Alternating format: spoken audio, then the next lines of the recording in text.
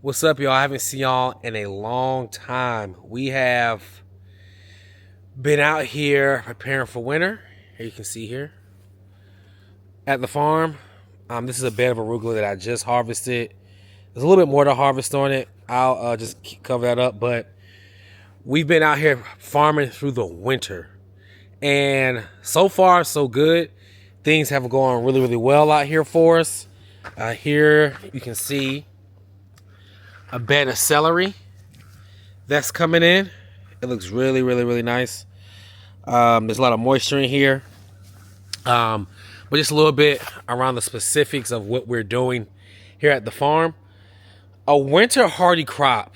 I know a lot of people here like collards or kales. They do very well. So in the winter time, when we get below 32 degrees, if we're around 30, I may leave the plants uncovered just for hardiness. But anytime it's going to be 32 or lower for a significant amount of time, and I'll just say about 5 or 6 hours, I'll make sure we cover. And the reason we cover is the covers actually keep the frost from accumulating on the plants.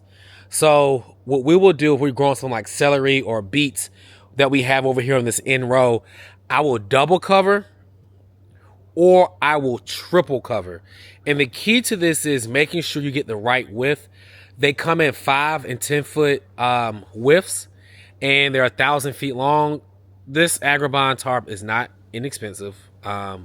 It's expensive at scale, but the productivity of the plant outweighs the cost of it. But the baseline of it is we want to be able to make sure that we can keep the frost from accumulating on our plants. And based on what type of plant, like a beet, I'll triple cover. It should be fine under a double, but it's on the edge over here. So I want to make sure it's triple covered. Just like my celery that's here, this is also triple covered here. Arugula does really, really well in these conditions, under cold conditions. But this bed, it's time for it to be harvested. Be cropped out, as you would say. So I'll get a garden hoe or I'll go through with a lawnmower. But that bed there, this is about like our 4th time harvesting it. And then if the plant stays under the tarp too long without proper ventilation, especially the salad greens, you kind of see mold accumulate. And that's the signal to me that my ventilation isn't good. And I need to go ahead and get the crop out. The healthier arugula, the younger arugula, I don't see it. But the older arugula, you'll see these moisture spots because the tarps do keep moisture in. The Agribon tarps. So what we are focusing on now is just making sure that we have a good system to actually be able to preserve the plant and keep the frost off of it. So a kale, and they're my other houses, a kale or a collard, I will double cover as a precaution, but that can get through single cover. But now if you get extreme temperatures like 8 or 9, double cover.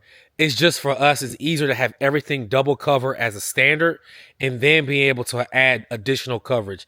Now, if we got some cold weather for like 10 days or something, we're gonna have to replant. It's not a one size fits all.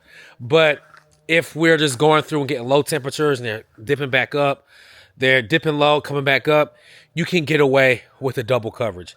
So, you can get away with the Agribon tarps, but if it's for a long span of time, you're toast. On days like this as well, there's no water, but as I mentioned, the moisture is good for the plants if ventilation is a priority for you. So what I'll do on a day like this, and I already had the tarps already off, and that's just because I'm getting ready to leave now.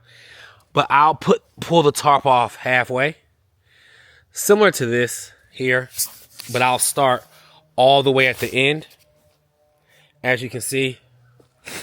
And this just allows the crop to get ventilated, and it's easy to pull these tarps from the end.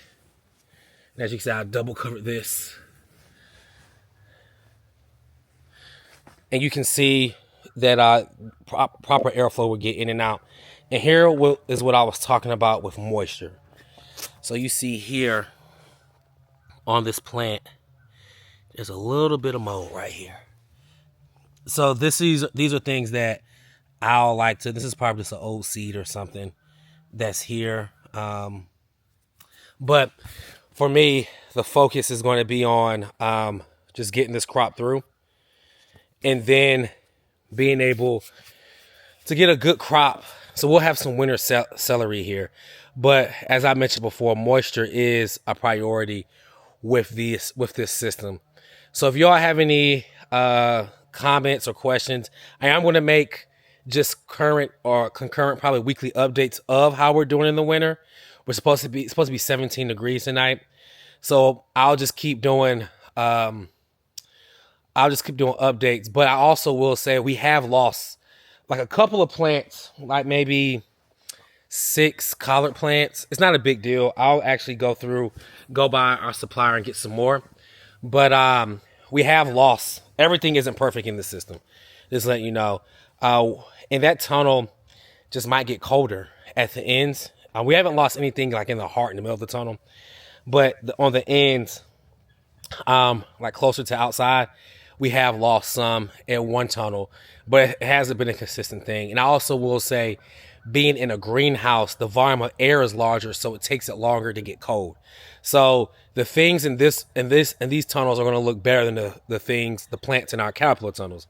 So these are things just to be mindful for. But I would just say, as of now, we haven't had significant damage, and the damage that we did have was because that tunnel just might get cold at the end. The tarp might not provide the amount of protection it needs because the plastic it's closer to the end, so the plastic might get blown up. So that's like a thing I'm not too worried about. But if I saw it along a whole row, I'll be okay, I got a problem. But we haven't had that issue yet. So I'm hoping that we continue to get good weather. And I'll just update you all on the plant growth and how these crops are faring. And you'll get a better look when it's warmer on how everything has been doing under the tarp. So if you have any questions, please ask them in the comments. If you want me to go more in depth about the tarp, just let me know. But I'll be happy to answer any questions or provide any more insight for you all. Y'all have a great day.